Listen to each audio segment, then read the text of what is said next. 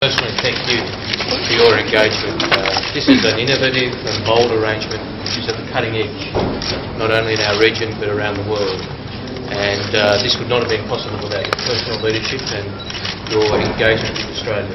And I'd like to personally thank you for your assistance at every step of the way, from the time we first discussed the potential for this arrangement last December. We've been in very close contact since then.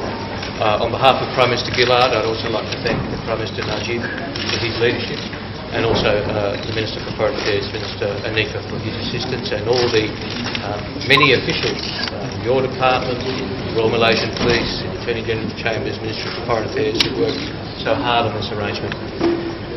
As the Minister said, this is an arrangement which sends a very clear signal that Malaysia and Australia are serious about stopping people smuggling. This is an arrangement which sends a very clear signal that Australia and Malaysia are very serious about the crime that is people smuggling and the human misery that's involved. As Immigration Minister, I hope I never get another phone call telling me that people have drowned trying to make it to Australia, and that children as young as 2 months old have drowned trying to come to Australia. And this arrangement we've signed today is a very clear indication of that commitment. What we've done is something that many people have said would be impossible. Australia, working with regional partners under a regional cooperation framework, working with the UNHCR and the IOM, to pull the rug out from the people smugglers' business model and to ensure consistent protection across our region. And that's an achievement, as I say, which I think many doubters have said would not be possible. But with goodwill on both sides and with the UNHCR and IOM's assistance, we've done that. I'd also like to thank the UNHCR. When Minister Hishamud and I first discussed this last December, we both agreed that the feedback and involvement of the UNHCR and IOM would be vital. And through goodwill and cooperation, I'd like to thank Director General Swing and High Commissioner Guterres and Assistant High Commissioner Feller for the engagement that we've had. Today is not the final step. Today is not the end of the road. In many senses, today is the beginning. The people who doubted our resolve to get this arrangement this far will test our resolve further. People smugglers will test our resolve further.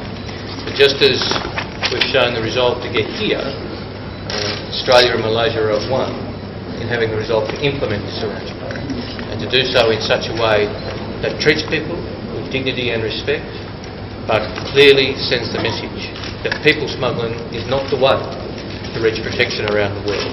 The countries will work together to improve protection outcomes, and I'm very glad that Australia is able to take 4,000 more refugees under this process. This is a win for Malaysia, a win for Australia, and a loss for people smugglers. It's a very good day in terms of the progress that we've made as two nations together, working in a spirit of goodwill under the regional framework. Thank you. The key points of the document are, as has been publicly known, 800 people transferred to Malaysia, 4,000 people over 4 years taken by Australia. Malaysia has, with feedback from the UNHCR, agreed to standards of treatment and protection, which include rights of self-reliance, work rights, access to education and health. Can you clarify, is that arrival in Australia or arrival at Christmas Island? From midnight tonight? From midnight, well, from time of interception. Interception. Could I ask Minister Hishamud what safeguards will be put in place? The Minister talked about work rights, education rights. Can you explain? I think the fact that at the outset we decided and we realized that UNHCR and the IOM will be on board. They will ensure that the benchmark is set. And I think that's the way forward for Malaysia too, in putting ourselves with other developed nations in the future. We talked about women being exploited for by citizens. What are they doing about it? At least on our part, with the international standards that we set, we are setting at least a start to something which may be an example to others. Belum ditentukan lagi. Yang paling penting ialah untuk menyatakan kepada pihak sendiri bahawa jangan lihat Malaysia dan Australia sebagai tempat yang mereka boleh jamin tinggal, duduk dan sedikit boleh ambil pulangan. Kalau saya dengar desas-desus dan bisikan, saya tengok bahawa seorang yang dibawa daripada negara yang ketiga boleh membawa pulangan RM10,000 seorang. Agreement of this substance, this importance, which has been negotiated around these complex issues as quickly as this arrangement has, and that's down to the goodwill of Australia and Malaysia. And at the time, though, you did say it would be ready in coming weeks. It's been months. It's been, well, frankly, it's been a period of weeks, and I know people want to focus on the journey, and that's fine.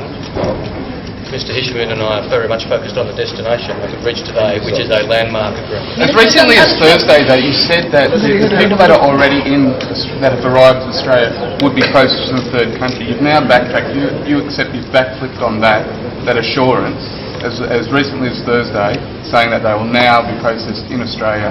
And can you also give some more detail as to Papua New Guinea, who said as recently as Saturday, the Foreign Minister said he would take a proposal, an Australian proposal, to their cabinet within 2 weeks. We have adjusted our position on those 500 people, and that's been necessary. It's the appropriate and responsible thing to do in light of the changing circumstances in New Guinea. I don't walk away from that. I think that message was very important in terms of the reduction in the number of boat arrivals that we saw after the 7th of May announcement. It was very important that we put on the table that our position as a government had changed, but because of the political instability in Papua New Guinea, that has taken longer than people might have expected. So yes, we have had to adjust that position, but the message is very clear from midnight tonight as to the arrangements in place in relation to Papua New Guinea. Foreign Minister Raj made statements about that just the other day, and I refer you to those statements. We're talking about refugees. It's not something that we have not gone through before. Vietnamese boat people and refugees, it took us 20 years to resolve the issue. So the people here already, will they be allowed to I believe that this arrangement will put us into a different landscape, benchmarking on detention, and that's the way forward. So you're saying over time? Yes, and I feel with UNHCR and IOM, over time, because Vietnamese refugees took 20 years for us to resolve the issue. But just as a point of fact, for now, these 800 will be able to work, but not the others. Definitely. Yeah. Right, but then what about the others over time? We will do it within the time frame that is available. We have to look at peculiar circumstances of each case. The arrangements of some of the asylum seekers, refugees in Malaysia are waiting to be placed in third countries.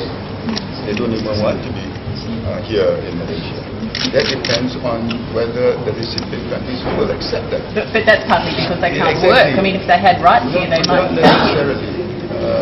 We have to talk to each of the cases to see the circumstances in which they are in. So we're not going into that area.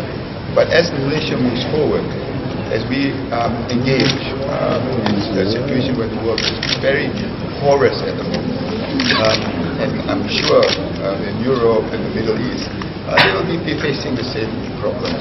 But here we are taking a proactive measures. But on the Malaysian part, I think it is capacity building. It is navigating maybe uncharted waters in bigger numbers. And I think it is also very good for nation building as we move on.